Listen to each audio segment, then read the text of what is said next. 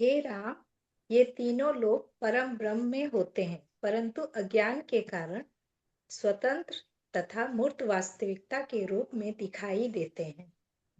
ज्ञान के उदय होने पर यह सब भ्रामक घटनाएं नष्ट हो जाती हैं। यह संसार भ्रामक बोधक के कारण ही प्रतीत होता है।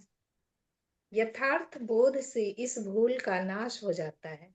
हे राम, यह भूल सही प्रयास, सही अभिवृत्ति और सही ज्ञान के बिना दूर नहीं की जा सकती।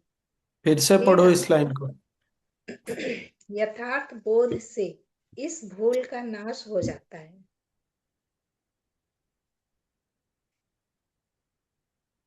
हे राम, यह भूल सही प्रयास, सही अभिवृत्ति और सही ज्ञान के बिना दूर नहीं की जा सकती। रुको। Oh Ram, this error is not dispelled except by right exertion with the right attitude and wisdom। Hindi में क्या लिखा है? सही प्रयास। सही अभिवृत्ति और सही ज्ञान। हम्म। मतलब राइट एक्सर्शन, सही प्रयास, सेल्फ एफर्ट, जो ज्ञान में स्थापित होना चाहिए, और अभिवृत्ति, एटीट्यूड ठीक होना चाहिए। बहुत क्लियर है गाइडेंस ने। हाँ पढ़ो, अब आगे पढ़ो।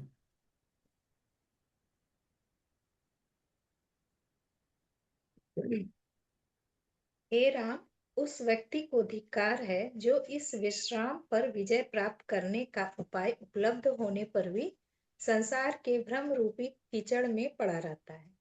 हे राम, तुम सौभाग्यशाली हो, क्योंकि तुम्हारे हृदय में अनुसंधान की वृत्ति पहले ही विद्यमान है।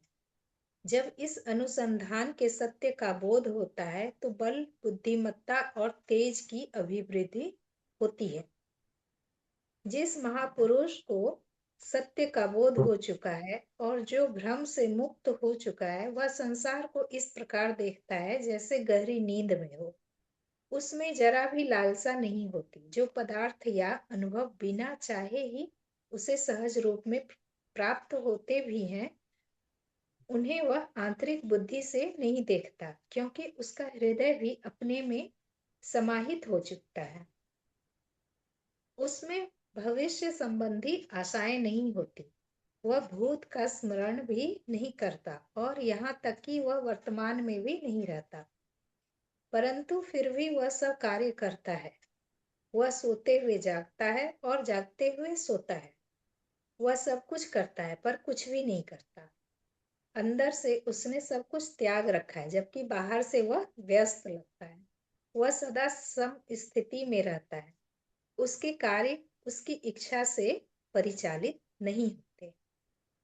याद है वो एक बार विद्या जी पूछ रही थी, या निशा सर्वभूतानां तस्याम जागृति संयमी, वही चीज यहाँ भी लिखा है नहीं? सोते हुए भी जागता है, जागते हुए भी सोता है। चलो, गुरुदेव को समझने में थोड़ा आसान हो जाएगा नहीं? उनकी अवस्था को समझ तो नहीं पाएंगे, जानने में आसानी हो जाएगी। हम्म। संत या महापुरुष का लगाव न किसी वस्तु से होता है, न किसी प्राणी से। इसलिए भक्त को उसका व्यवहार भक्तिमय लगता है और कठोर व्यक्ति को कठोर। वह हाय बच्चों हाय, ये एकदम हमारी हम ही सबकी कहानी बता रहे हैं क्या वशिष्ठ मुनि? ओ चलो पढ़ो पढ़ो।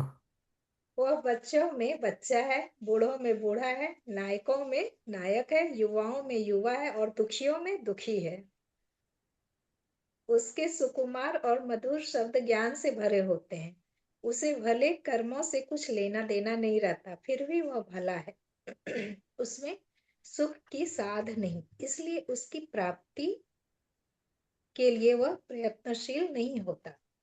जब प्रयत्नों का शुभ परिणाम निकलता है तब वह आनंदित नहीं होता, और यदि प्रयत्नों का परिणाम शुभ न निकले तो वह दुखी भी नहीं होता। वह खिलवाड़ी बच्चे की तरह उन्हें अपनाता या त्यागता है। न उसे चंद्रमा की चांदनी गर्म होने पर आश्चर्य होता है और न सूर्य का ताप ठंडा होने पर आश्चर्य होता है। वह जानता है कि आत्मा ही असीम चेतना है जो इस सब की कर्ता धर्ता है। विस्मयकारी घटनाओं से वह विस्मित नहीं होता, वह भीरू भी नहीं होता और न क्रोध में अपनी भड़ास निकालता है। वह जानता है कि प्राणी बराबर जन्मते और मरते हैं, इसलिए वह दुखी या सुखी नहीं होता। वह जानता है कि यह संसार उसी तरह दिखाई देता है जिस तरह वह स्वप्न में वस्तुएं दिखाई देती हैं। अतः ये सभी पदार्थ क्षणिक जीवी हैं, इसलिए इनसे उसे न सुख की अनुभूति होती है न दुख की ही। पढ़ो पढ़ो, इसमें तो कुछ ऐसा है नहीं।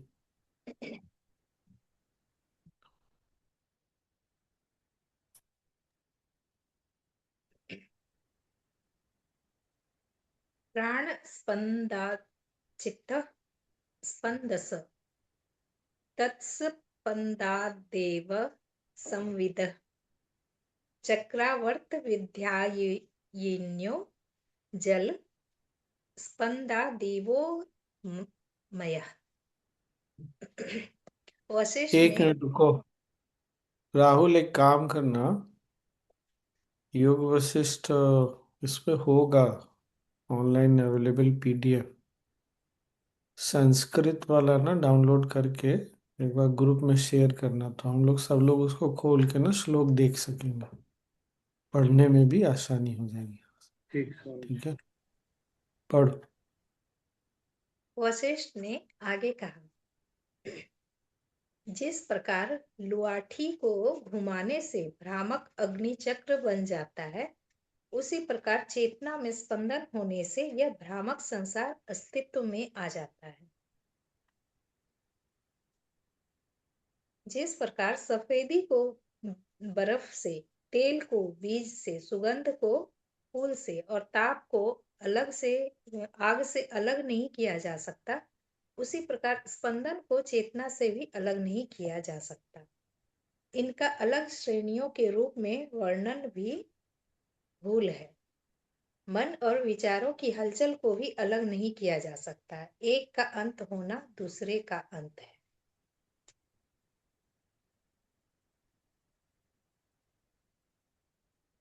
ये बहुत ये महत्वपूर्ण था बहुत अंतिम। सुंदर है। ये ये वाला अंतिम वाला बहुत महत्वपूर्ण है, आगे फिर बता भी रहे हैं। बताओ, पढ़ो। हे राम, यह अंत दो विधियों से प्राप्त हो सकता है। एक विधि है योग की, योग के द्वारा विचारों की हलचल को रोका जा सकता है, और दूसरी विधि है ज्ञान की, इसके द्वारा सत्य का शुद्ध ज्ञान प्राप्त किया जा सकता है। अंतिम लाइन जो था फर्स्ट पैराग्राफ का, उसको पढ़ो, फिर इसको फिर से पढ़ो। मन और विचार को अलग अलग नहीं देख सकते, वहां से मन पढ़ो। और विचारों की हलचल को भी अलग नहीं किया जा सकता। एक का अंत होना दूसरे का अंत है। हे राम, यह अंत दो विधियों से प्राप्त हो सकता है। एक विधि है योग की, योग के द्वारा विचारों की हलचल को रोका जा सकता है, और दूसरी विधि है ज्ञान की, इसके द्वारा सत्य का शुद्ध ज्ञान प्राप्त किया जा सकता है।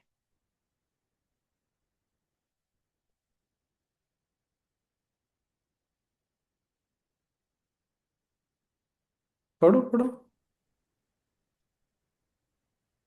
इस शरीर में जो ऊर्जा है उसे प्राण वायु कहते हैं। विभिन्न कार्य करने के फलस्वरूप इसके अपान व्यान आदि कई भेद हैं। ये प्राण भी मन से जुड़े होते हैं तथा जिन्हें उनसे अलग नहीं किया जा सकता। तथ्य यह है कि जब प्राणों की हलचल से चेतना विचार की ओर अग्रसर होती है तो उसे मन कहा जाता है। प्राणों की हलचल से मन में विचार की हलचल होती है तथा प्राणों में हलचल चेतना में विचार की हलचल से होती है। अरे वाह, ये तो हम लोग डिस्कस कर चुके हैं। हम्म। तो हम लोग तो ठीक ही चल रहे हैं फिर एकदम। बहुत बढ़िया, पढ़ो पढ़ो। हाइलाइटेड वाला फिर से पढ़ रहे हैं। प्राणों की हलचल से मन में विचार की हलचल होती है तथा प्राणों में हलचल चेतना में विचार की हलचल से होती है।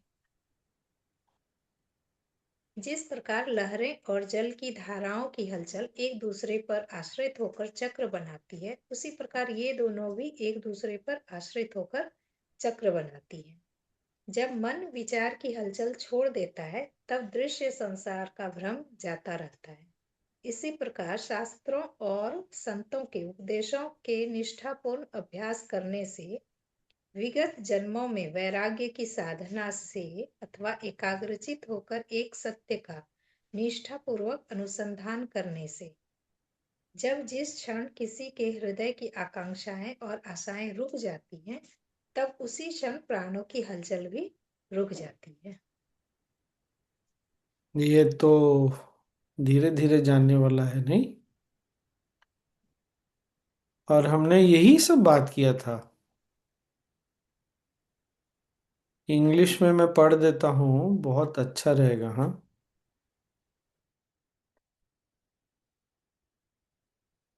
In this body, that energy circulates in the energy channels, nadi,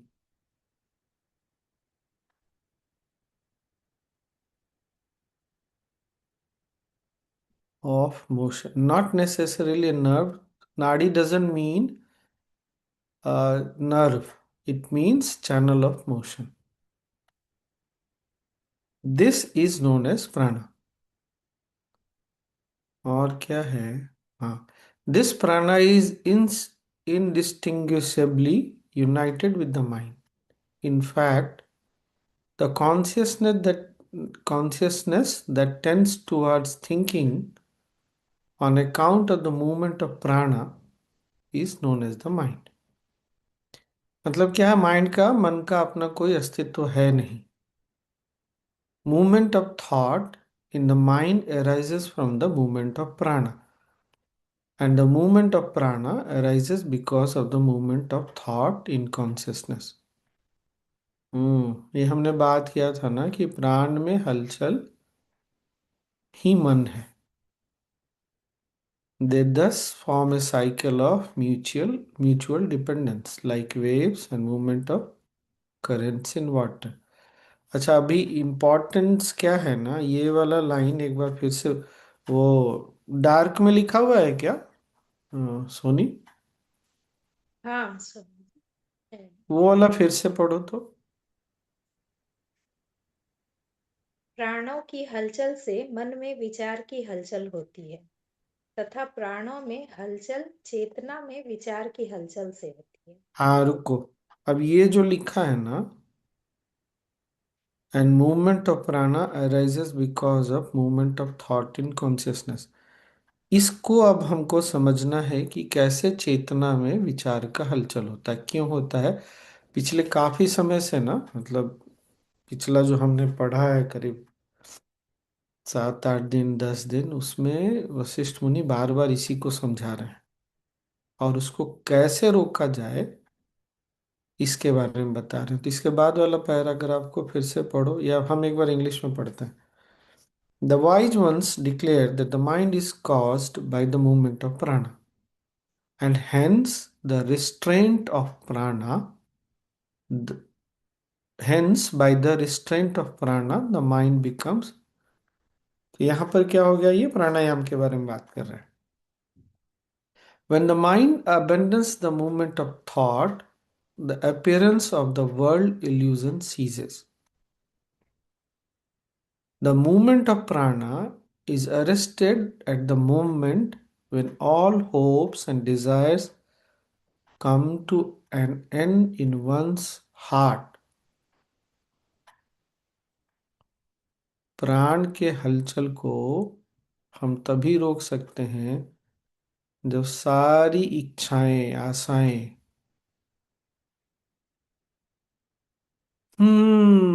छोड़ सकेंगे तब. The moment of movement of prana is arrested at the moment When all hopes and desires come to an end in one's heart, how? Through the earnest practice of the precepts of the scriptures and sages, संतों की वाणी और शास्त्रों के अध्ययन से ही इसको रोका जा सकता है. And by the cultivation of dispassion in previous life spans, or through endeavoring to practice contemplation or meditation and reaching a stage of devotion to a single truth in a single minded way. ये एक तत्व अभ्यास याद आया ना, एक तत्व अभ्यास महर्षि पतंजलि का. और मुख्य क्या है? मन को उस पर टिका के रखना. एक चीज को पकड़ा है तो पकड़े रहना. और डिवोशन भी आ गया यहाँ, भक्ति भी बहुत आवश्यक है. भक्ति का मतलब किसी व्यक्ति, किसी के प्रति डिवोशन नहीं है. जब बोल रहे हैं कि संतों की वाणी और शास्त्रों के अध्ययन, तो संतों की वाणी और शास्त्रों के अध्ययन पर जो विश्वास है, जो उसमें सत्य लिखा है, जो भी उसमें समझाया गया है, उस पर विश्वास ही भक्ति है. पढ़ो, आगे पढ़ो.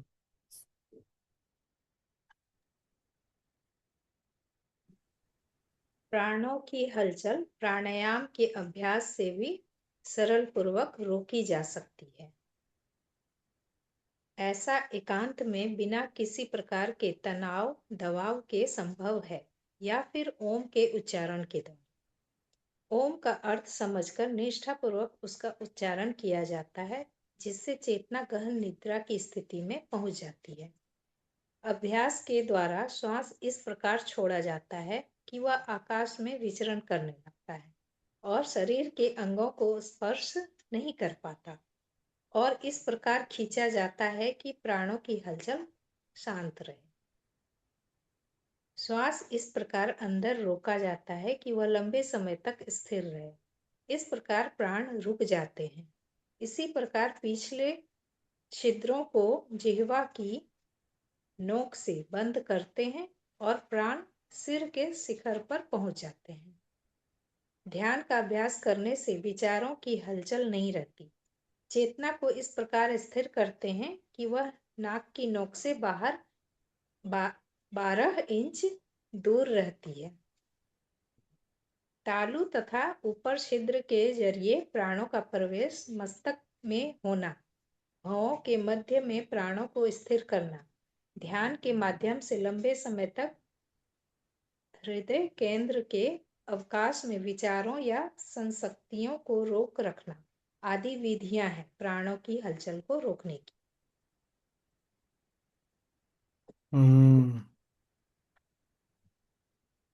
ये क्या अभी आया था? अच्छा, एक टेक्निक अभी करते हैं, बहुत सिंपल है. बात किया हमने पहले भी, इस पर बात किया है, फिर तुरंत अनुभव करते पता चलेगा. हाँ, आंख नहीं बंद करिएगा, आराम से बैठिए सब लोग.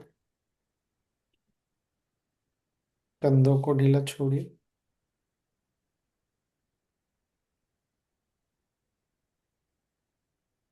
गर्दन और सर सीधा रहे. हाँ? आंखें खुली रहे.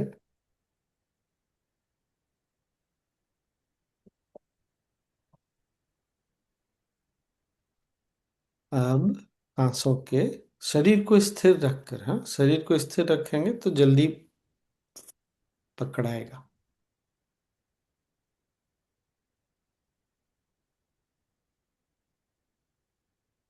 सांसों की लय को देखिए.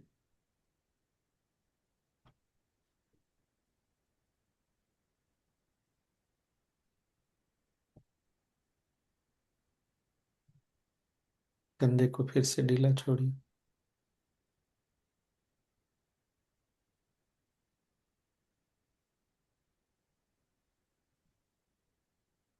अब सांस लेकर या छोड़ने के बाद सांस को रोकिए.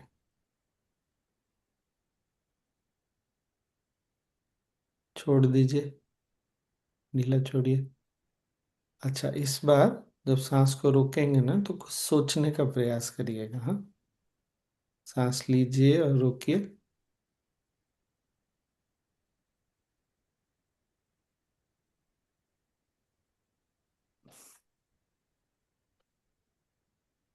छोड़िए, फिर एक बार सांस लेकर रोककर कुछ भी सोचने का प्रयास करिए, कुछ भी।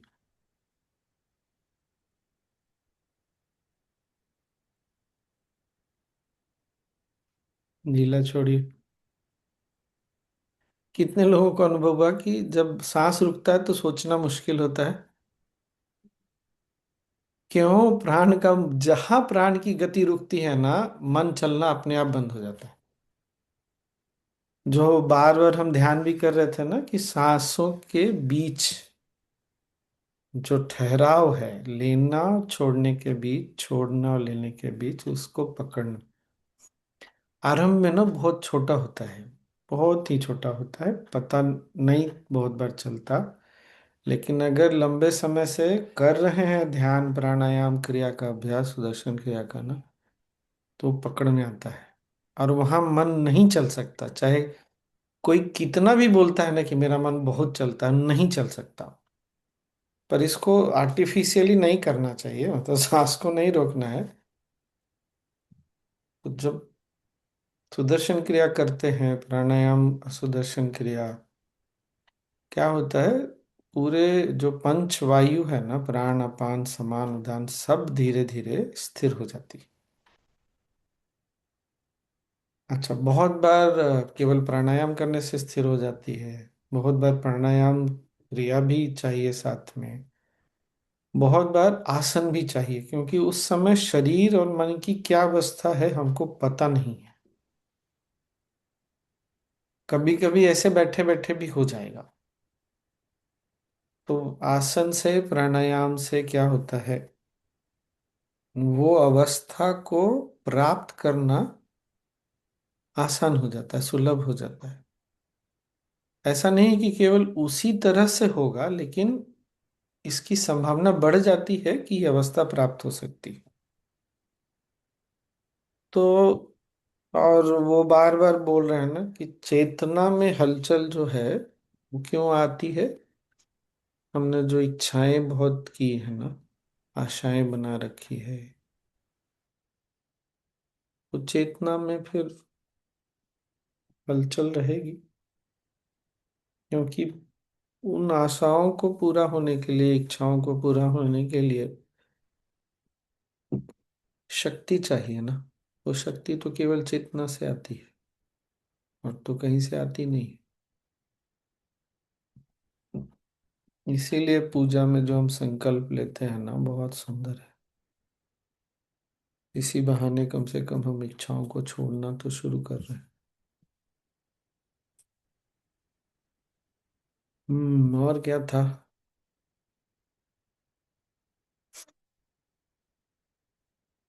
बंद से भी होता है, बंद को भी समझाया।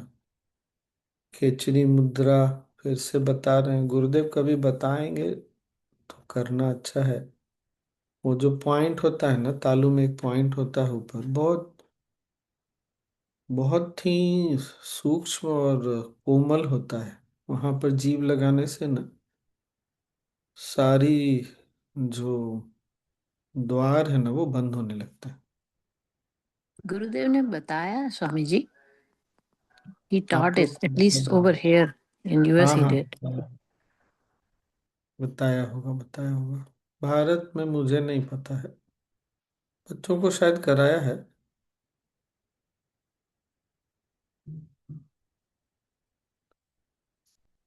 ये हो, और वो समझ में आया ना, जिन्होंने विज्ञान भैरव किया शायद उनको पकड़ में आएगा। हॉर्स शू, घोड़े की नाल वाला ध्यान, वो यहाँ पर मेंशन है ना। द्वास, सांस छोड़ते हैं तो द्वाश, क्या, द्वादशांतक तक जाता है, फिर वहां से आती है। तो अगर उस समय सजग होके उसको भी देखे ना, सांस जा रही है कहाँ तक गई, स्थान नहीं पकड़ना है, पता चलता है, पता चल सकता है। अच्छा, सबको सब कुछ नहीं अनुभव होता है। क्यों ऐसा है? वो प्रकृति का नियम ऐसा है, तो कुछ ना कुछ तो काम करेगा ही करेगा। स्वामी तो जी, आज मैं खेचरी मुद्रा ट्राई कर रही थी, जब मैं गायत्री मंत्र कर रही थी ना, तो क्योंकि यहाँ पे गुरुदेव ने बोला कि पता नहीं मैंने कैसे, मतलब गुरुदेव बोले थे तो उन्होंने बोला कि सही मायने में जो मंत्र है उनका उच्चारण में तो कहते हैं कि जीभ को दांतों को भी टच नहीं करना चाहिए। That is how it should be. तो मेरे दिमाग में आया तो मैंने अपनी जीभ को ऊपर लगा लिया। तो मैं मंत्र कर रही थी, लेकिन फिर भी मेरे दिमाग में विचार तो आ ही रहे थे। I realized ठीक है। that कि मैं कर रही हूँ खेचरी मुद्रा, and that is the only way my tongue won't touch my teeth. But then I noticed कि दिमाग में कहानी कुछ तो चल रही थी। तो मैं वो I don't know। ऐसा नहीं है कि, इसीलिए तो बोला कभी कभी आसन भी चाहिए, प्राणायाम भी चाहिए, सब चीज चाहिए। कभी कभी बिना कुछ किए भी मन बैठ जाता है। क्यों ऐसा है क्योंकि हमने जो इतना सारा, क्या बोलते हैं उसको, इतनी सारी एनर्जी मोशन में डाल रखी है, तो जाएगी कहाँ? कैसे शांत होगी, कब होगी? प्रकृति ही वो रहस्य जानती है। इसीलिए इतना कुछ होने पर भी मैं तो नहीं छोड़ता, जितना हो सके सब करता हूँ। आसन 15-20 मिनट, उसके बाद फिर साधना, पद्म साधना शुरू करता है। प्राणायाम में भी बहुत ज्यादा तो गुरुदेव ने नहीं सिखाया है, लेकिन काफी कुछ सिखाया है। देखिए, भ्रामरी अगर मन ज्यादा चलता है तो भ्रामरी भी कर सकते हैं। और अगर वो उपनयन किया है तो उपनयन में जो प्राणायाम सिखाते हैं ना, मंत्र वाला, याद है ना? उसमें भी सांस को रोकते हैं, लेने के बाद मंत्र के साथ रोकते हैं। वो भी बहुत काम करेगा। अब मुख्य क्या आज का है कि प्राणों का हलचल ही मन है, और चेतना में हलचल प्राणों में हलचल पैदा करती है। क्योंकि प्राण को फिर जाके वो कार्य करना पड़ेगा, इसलिए। और क्या है आगे, कुछ है क्या इसके बारे में? हैं? देखो तो आगे क्या है और। ओम के उच्चारण के लिए भी। हाँ, ओम का। अच्छा, ये आज ही हम सोचे थे कि आज ये वाला ध्यान करेंगे यार। आप लोग भी कर सकते हैं। मैं थोड़ा सा डिस्क्राइब करता हूँ।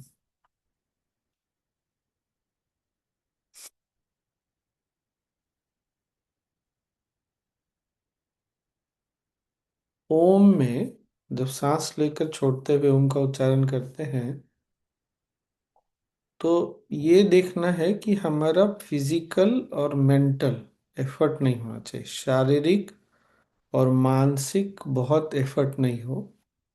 मैं अपने अनुभव से बता रहा हूँ। जैसे हम लोग बहुत बार जब साथ में सुदर्शन क्रिया कर रहे होते हैं ना, तो हमारी जो आवाज़ है बहुत ऊंची हो जाती है। हमको उतना गला को जोर दे करके ओम बोलने की आवश्यकता नहीं है। ग्रुप में रहता है या जिस कारण से भी हमारी आवाज़ ऊंची हो जाती है, उसको छोड़ दीजिए। बहुत कोमलता बनाए रखते हुए ना ओम का उच्चारण करना। एक तो ये शारीरिक मानसिक एफर्ट नहीं, जितनी सांस है उतना ही। कभी कभी ये लंबी हो जाएगी, कभी कभी छोटी हो जाएगी, जितना है उतना चलने दीजिए। और ओम बोलने में बहुत जल्दीबाजी नहीं। जैसे एक बार बोला, दूसरा बार बोला, तीसरा, इस ये कोई जल्दीबाजी नहीं। हमको 3 बार ओम बोलने की कोई फॉर्मेलिटी, औपचारिकता नहीं करनी है। तब दिखेगा। और और एक चीज ऐड कर सकते हैं इसमें। इतनी बार, दूसरी बार हम लोग योग वशिष्ठ में ओम की महिमा सुन रहे हैं। ओम का तो गुरुदेव ने इतनी बार ध्यान करा, इतना कुछ बोला है। उस समय ना ओम सिर्फ एक साधारण सा शब्द नहीं है, बहुत महत्वपूर्ण है, बहुत बड़ा आशीर्वाद है। कुछ भी ऐसा जहाँ पे वो अभी पिछले 2 पेज में आपने देखा, बार बार वशिष्ठ मुनि ना हार्ट पर बोल रहे हैं, माइंड के बारे में बोलते बोलते हार्ट पे आ जाना है। कोई भी ऐसी चीज, बात जो दिल को छूती हो, जिससे भाव जागता है ओम को लेके, वहां से ना फिर ओम शुरू करना है। तो करके देखेंगे ना तो बहुत अच्छा लगेगा। तो आज एक बार करके देखते हैं। मतलब स्वामी जी, वो समझ नहीं आ जो आपने बोला कि आंख बंद जिससे भाव उठता करिए, है। ओके। आंख बंद करिए। ओके।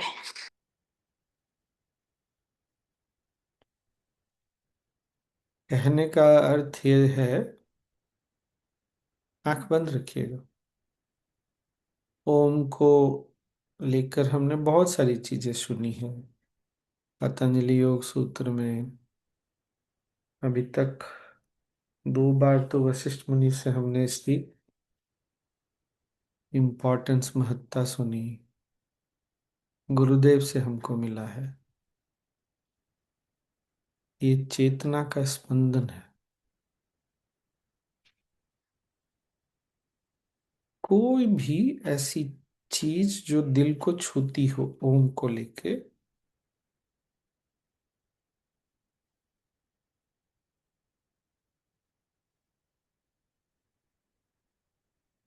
शरीर को ढीला छोड़िए।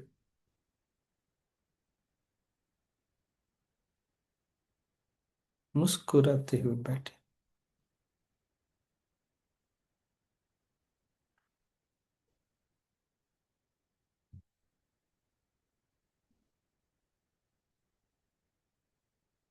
शरीर को ढीला छोड़ते हुए सांसों की लय को देखें।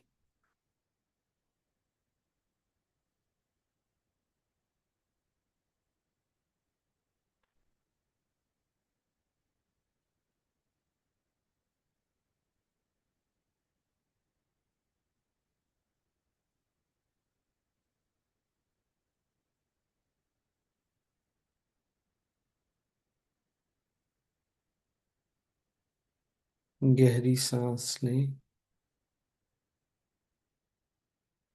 छोड़ें। शरीर और मन दोनों को ढीला छोड़ दें।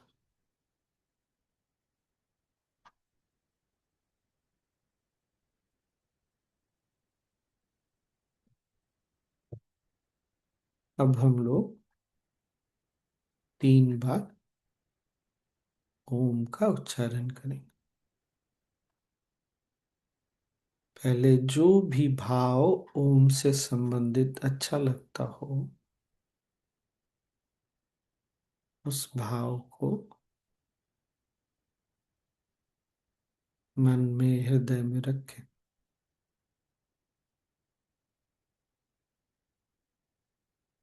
सांस लें।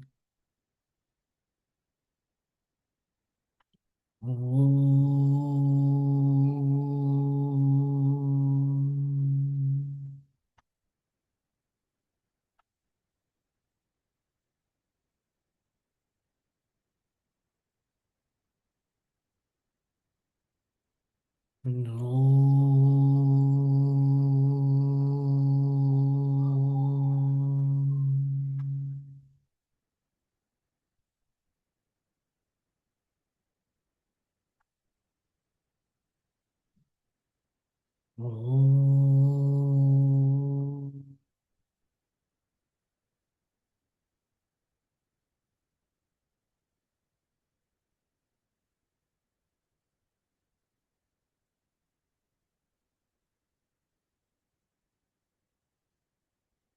Bring your attention to your heart area. सजगता को हृदय स्थान में ले आए।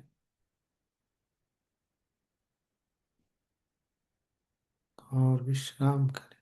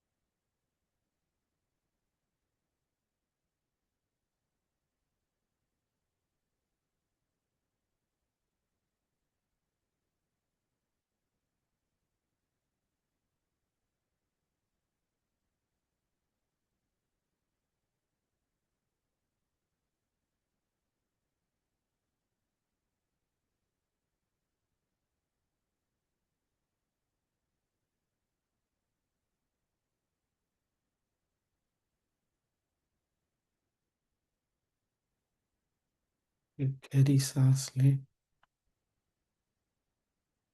और छोड़ें।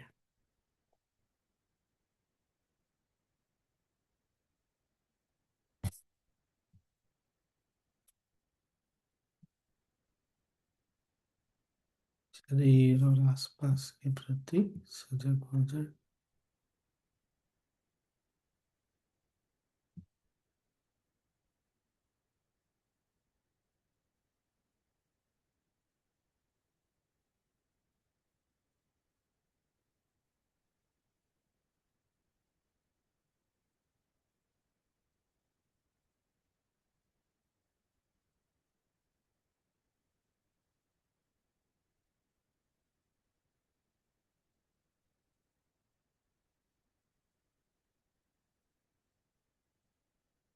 धीरे धीरे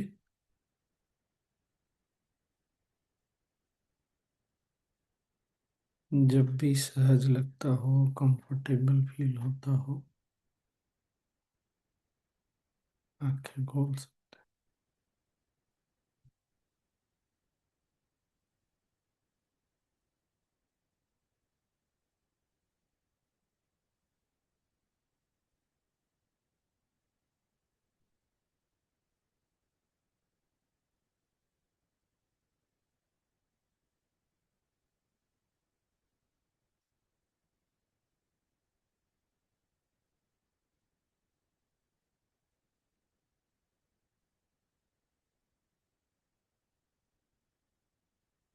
ऐसा था,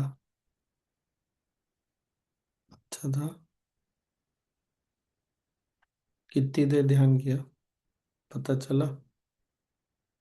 14 से 15 मिनट।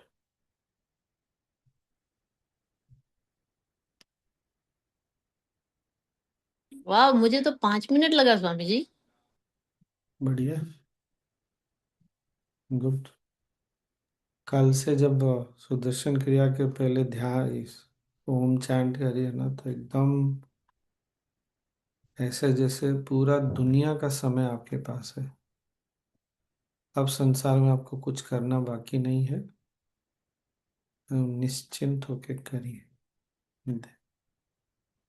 वो मात्र 1 मिनट 2 मिनट बहुत कुछ करा सकता है।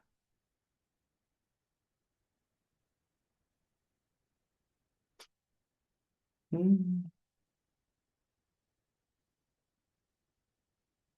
समय तो है। पढ़ लो, वो राम जी ने आखिरकार ये प्रश्न पूछ लिया, आप जिस हृदय की बात कर रहे हो वो हृदय क्या है, वो भी जान ही लेते हैं।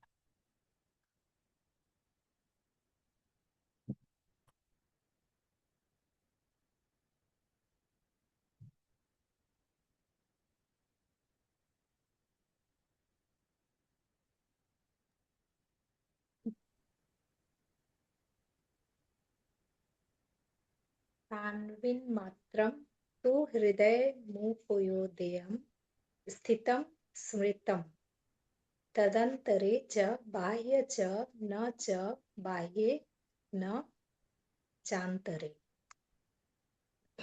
राम ने पूछा, हे महर्षि, आपने जिस हृदय का उल्लेख किया वह क्या है?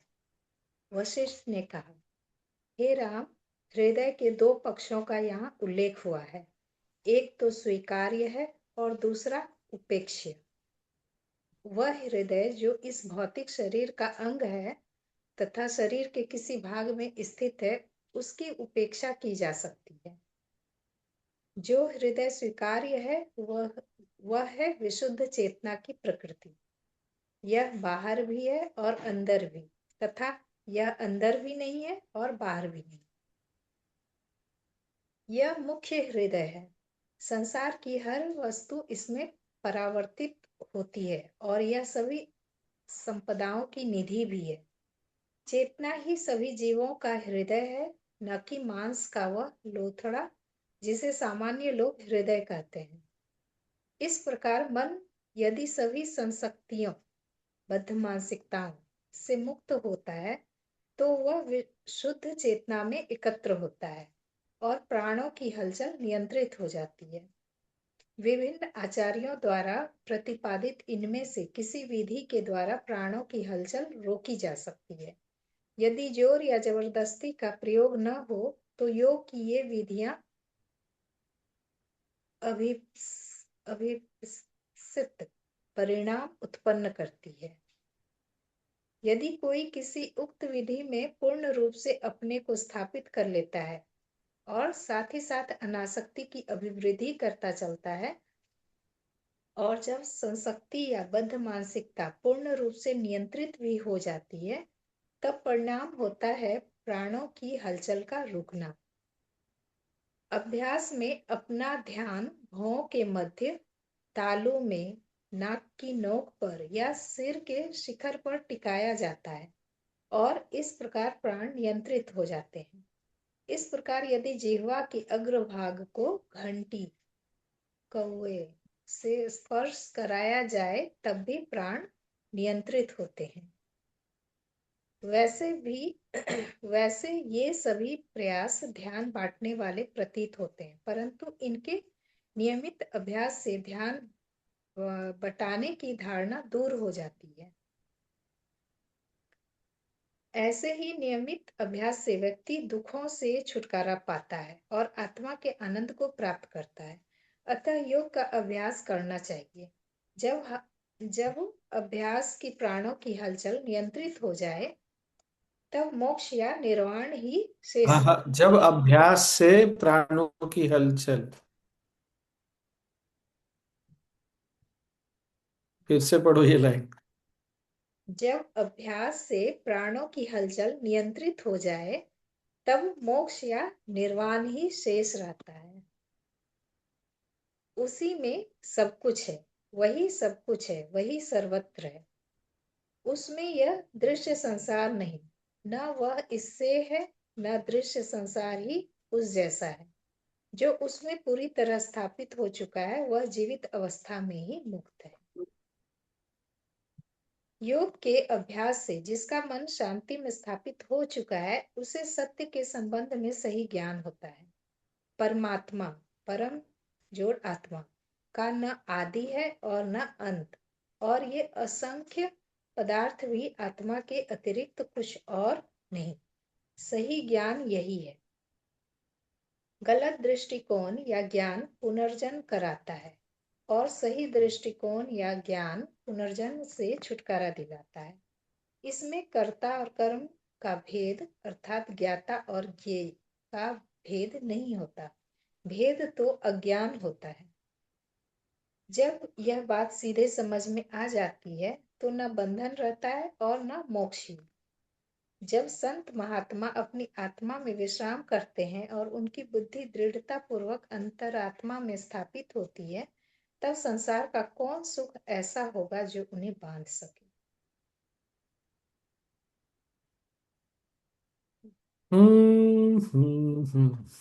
तो एक तो वैराग्य को भी ध्यान रखना है, और जो भी प्रयास बताया गया है, प्रैक्टिस अभ्यास बताया गया है, उसको प्रैक्टिस कर करके उसमें स्थिर होना है।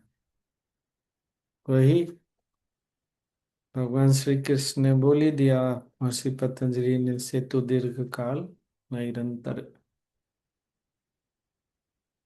सत्कार से भी। तो आज हमने ओम जैसे किया, उससे क्या हुआ, वो सत्कार वाली जो भावना है ना, वो फिर से जागृत हो गई।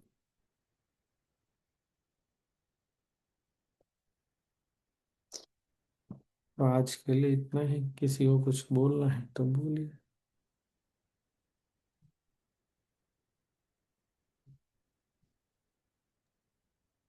मम्मी, आज हमको पता चला ओम बोलने में कितना प्रयास करते थे।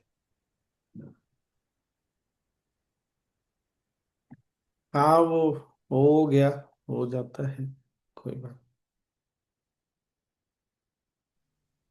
अभी आत्मा और चेतना फर्क है? नहीं, फर्क नहीं है। फिर हलचल कहाँ पे हो गया? आत्मा में तो कुछ भी नहीं होता।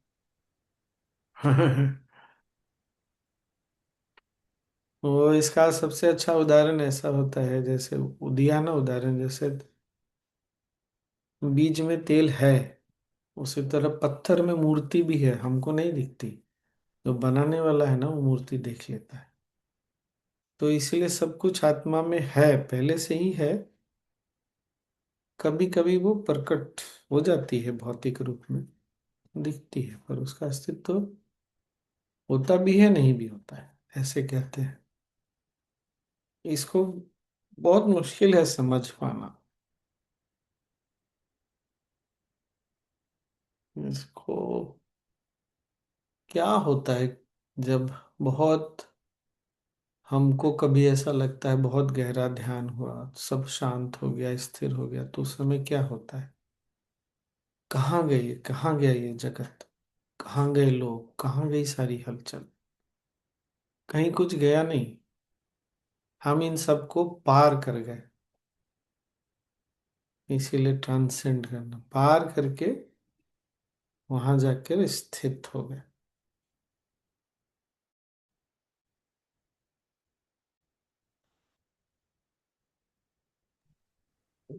इंद्रिया स्वामी जी फ्लाइट मोड पे ही जाते हैं, इसलिए। क्यों? इंद्रियां फ्लाइट मोड पे नहीं जाती, इंद्रियों का अपना कुछ सिग्नल, ठीक है। इंद्रियों का कुछ अपना अस्तित्व नहीं है। जब प्राण में हलचल होता है तो मन प्रकट होता है, फिर मन अपने काम में लग जाता है। तो काम में लगने के लिए जो पांच माध्यम है उनको इंद्रियां बोलते हैं। तो इंद्रियों को फ्लाइट मोड में डालने से नहीं होता है, पर यह समझना बहुत आवश्यक है कि मन भागता है इच्छाओं के कारण। जो बार बार बोल रहे हैं ना, इच्छाएं और आशाएं, इसके कारण मन भागता है। तो जब वैराग्य से, वो तीन जो हम गुरुदेव ने सूत्र दिया है ना, वो क्या है? मुख्यतः प्राण के हलचल को शांत करने के लिए है। मुझे कुछ नहीं चाहिए और मुझे कुछ नहीं करना है।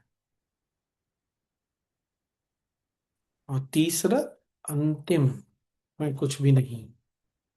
ये उपाय है प्राण के हलचल को शांत करने के। नहीं कुछ चाहिए तो कहाँ, क्या है फिर? कुछ है ही नहीं।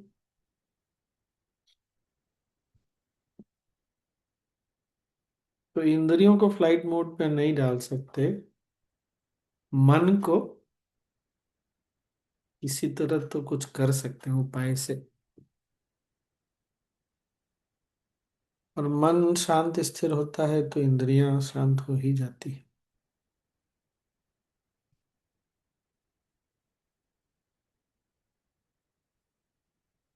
ये भी सोचने से, समझने से कि हमको जो कुछ भी चाहिए वो यहाँ पहले से मौजूद है। हमको जीवन में ऐसा कुछ नहीं चाहिए जो पहले से यहाँ नहीं है। जब पहले से है ही, हम भी उसी चेतना के हैं, जो हमको चाहिए वो भी उसी चेतना का ही है। तो फिर ऐसा समझने से ना फीवरिशनेस छूट जाता है।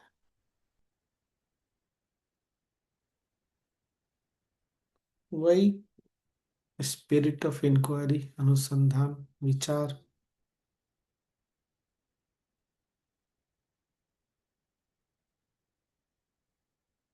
इसलिए अभ्यास नहीं छोड़ सकते। और क्या? बोलो श्रेया। स्वामी जी, कभी कभी ऐसा भी होता है जब हम बहुत रिस्पॉन्सिबिलिटी लेते हैं तो हम हमारे अंदर ये विचार चलते रहते हैं, तो वो बाधा आते हैं, तो उसको हम ऐसे भी सोच सकते हैं कि मैं सपोज मैं मर ही गया तो क्या होगा, दुनिया तो चलेगी ना, तो थोड़ी देर के लिए मैं मर गया, ऐसा सोच के भी लाइक मैं कई बार ऐसा करती हूँ कि ऐसा कुछ पहाड़ नहीं टूटने वाला, तो ऐसा सोचो कि भाई मैं मर गया तो अब क्या। तो वैसे भी मन शांत हो जाता है बहुत बार, विचार हम्म। मतलब जो चलते हैं माइंड में। हाँ, है ना। जो भी काम कर जाए अच्छा है। हमको अगर ये भी याद रह जाए कि दुनिया हमारे आने के पहले भी थी, हमारे जाने के, शरीर छोड़ने के बाद भी रहेगी, कुछ भी यहाँ घटने बढ़ने वाला नहीं है, तो भी तो हो जाता है। अपनी एक टीचर ना, जहाँ है जिस शहर में, उस सेंटर की जिम्मेदारी उसने ले रखी है, पर उसको अब दूसरे शहर जाना है। तो वो सोच रही थी मैं चली जाएंगी तो कैसे होगा। मैंने बोला चिंता नहीं करो, दुनिया तुम्हारे बिना भी चलती है, चलेगी। तो बोलती है स्वामी जी बहुत रिलीफ मिला। हाँ हाँ, कभी कभी हम इतना बोझ ले लेते हैं ना, और खासकर आप लोग तो सब लोग माता पिता हैं, बहुत मुश्किल होता है ना बच्चों को पाल पोस के बड़ा किया। भारतीय हैं तब तो जयराम जी की।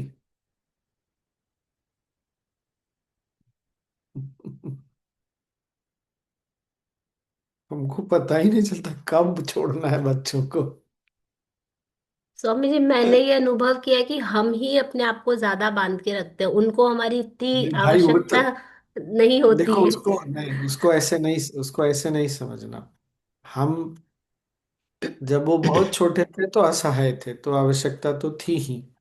नहीं, अब लाइक सुनो ना, सुनो तो, आवश्यकता अब वैसी आवश्यकता नहीं है। पर भारत में क्या है ना, प्रेम प्रकट करने का एक ही दो उपाय पता है। एक और रोटी ले लो, थोड़ा सा और खाना खा लो, एक बार और खाना खा लो।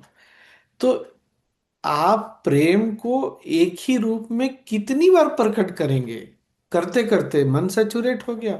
उनको पता है कि प्यार है, लेकिन अब दूसरे, ये बात समझ में आ रही है ना, दूसरे रूप में तो दिखता नहीं प्यार, एक ही रूप में दिखता है। तो कितने दिन तक आदमी एक ही रूप में प्यार को देखते देखते भी क्या बोलते हैं उसको, फ्रेशनेस उसका उसके मन में बना रहेगा? तो होता नहीं ना ये फिर। मन आश्वस्त है कि प्यार तो करते हैं, लेकिन एक ही रूप में कितना देखेगा आदमी, कितना सुनेगा? तो अगर प्यार की अभिव्यक्ति क्यों, माँ बाप जब बच्चों को कहीं घुमाने ले जाते हैं तो बच्चों को और ज्यादा अच्छा लगता है, क्यों? वो बाहर घूमने का बहुत महत्व नहीं है, उन्होंने प्यार की अभिव्यक्ति नए रूप में देखी। ये बात समझ में आती है क्या? तो अब हमको ना ऐसे देखेंगे तो अच्छा रहेगा, नहीं तो लगेगा कि सच में बच्चों को हमारी जरूरत नहीं है। वो हमारे तरफ से प्यार से निश्चिंत हैं। पर स्वामी जी, हमको लगता है कि वो हमारे प्यार को टेकन फॉर ग्रांटेड लेते हैं। आप तो निश्चिंत होने का वही होता है, लगता क्या होता है भाई, ठीक है, वो तो हो ही जाता है। आपको भी कौन सा बहुत प्यार प्रकट करने आता है, बोलती होंगी तो फोन करके। सबसे पहले तो यही प्रश्न होता है, खाना खा लिया तुम लोगों ने? बनाया क्या बनाया, तो क्या कितना सुनेगा, खाना खाना खाना खाना। तो अब इसका और क्या क्या उपाय है और मुझे क्या नहीं बात पता। करें स्वामी जी? और क्या बात हाँ, करें? और ज्ञान की बातें तो उनको समझ नहीं तो आती हैं। मुझे मुझे नहीं पता है भाई, इसका उपाय मेरे पास नहीं है। मैं केवल आपको बता रहा हूँ कि हो क्या रहा है, मुझे मन दिख रहा है, तो मैं बता रहा हूँ। इसका उपाय क्या है, वो आपको ढूंढना पड़ेगा। और कुछ ये नहीं है, वो हर व्यक्ति को अपना ढूंढना पड़ता है। स्वामी जी, क्या हाँ इसीलिए कहा जाता है कि बूढ़े जब बच्चे थोड़े अडल्ट हो जाते हैं तो उनको थोड़ा थोड़ा अपना फ्रेंड बनाओ? बिकॉज जब तक हम वो वाला चैनल, या हम एज पेरेंट या चिल्ड्रन, अगर वो चैनल ओपन नहीं करते हैं तो सिर्फ रोटी के अलावा सच में कोई बात नहीं रहती। हाँ, वो भी है, वो भी है। ये भी समझना चाहिए कि अब बच्चे हमारे ऊपर उस तरह से फिजिकली डिपेंडेंट नहीं है, पर इमोशनल कनेक्शन कभी नहीं जाता। ये हमको ना जान के मान के जान के चलना चाहिए।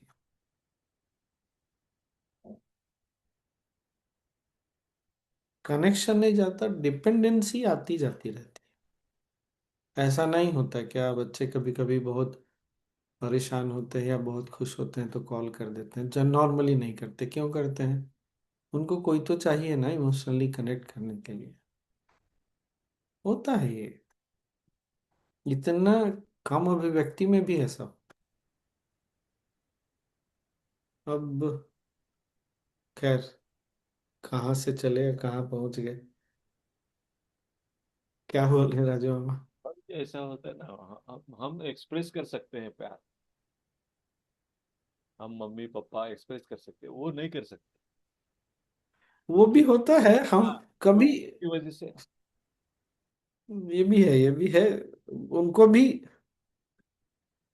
नहीं, आजकल तो फिर भी बच्चे, जब उनके बच्चे होते हैं तो हक करो, ये करो, वो करो। हमारे समय तो ज्यादा से ज्यादा वो आप झुक करके प्रणाम कर लो, इससे ज्यादा तो कुछ होता ही नहीं था। तो ठीक है, समय के साथ चीजें बदलती है, बदल रही है। स्वामी जी भी सोच रहे हैं। स्वामी जी मैं अभी शेयर करती हूँ, अभी 3 घंटे पहले ही, और आपको पता है मैं कहाँ पे भी हूँ। तो वहाँ उसमें जाने से पहले मेरा बेटा गेम खेल रहा था। तो मैंने उसको पूछा, मैंने कहा इसका गोल क्या है जो तुम खेल रहे हो। देखो उसका जवाब क्या है, कहता है आप, मैं भजन सुना रहा था साहब। कहता आप भजन सुनो। ये मैं सोच रही थी, मैंने कहा देखो, जो हम